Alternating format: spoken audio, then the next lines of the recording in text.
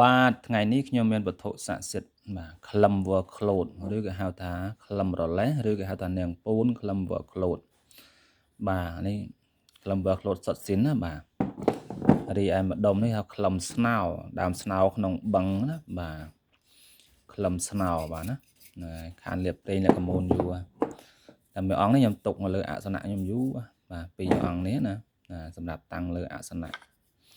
ទៅវាក្លឹមសុទ្ធរលេះសុទ្ធចឹងណាបាទ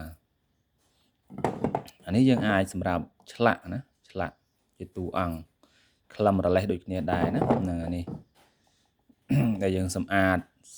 សបកទៅសម្អាតសាច់ដែលពុកផុយនៅសល់អញ្ចឹងតាន់អញ្ចឹងណាបាទ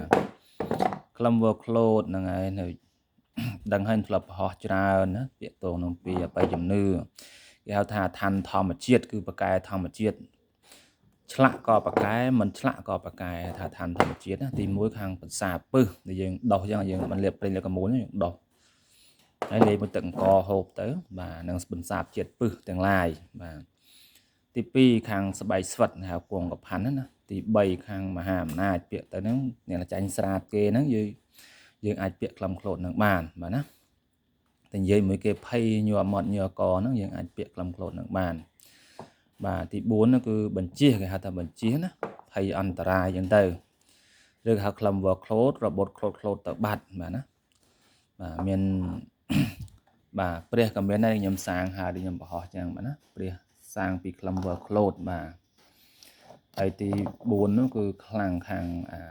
ការពារអំពើអំព័ន្ធអាបធ្មប់អញ្ចឹងទៅបាទណាហ្នឹងហើយ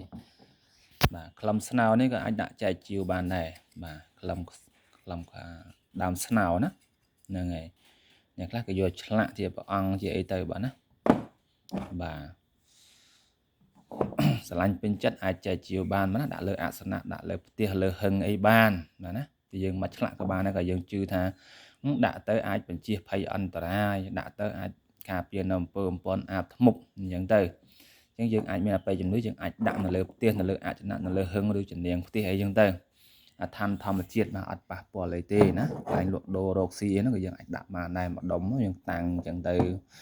ក៏ដាក់អញ្ចឹងទៅបាញ់ទឹកអប់ទៅលាបប្រេងលាបម្សៅទៅបាទដើម្បីយើងចង់បានក្តីសុខទាំងអស់គ្នាមិនអញ្ចឹងហ៎អញ្ចឹងវាបញ្ជៀសភ័យអន្តរាយការពារអំពើអំព័ន្ធអញ្ចឹងពីមុខនេះក៏វាល្អដែរអញ្ចឹងណាខាងការពារបាទ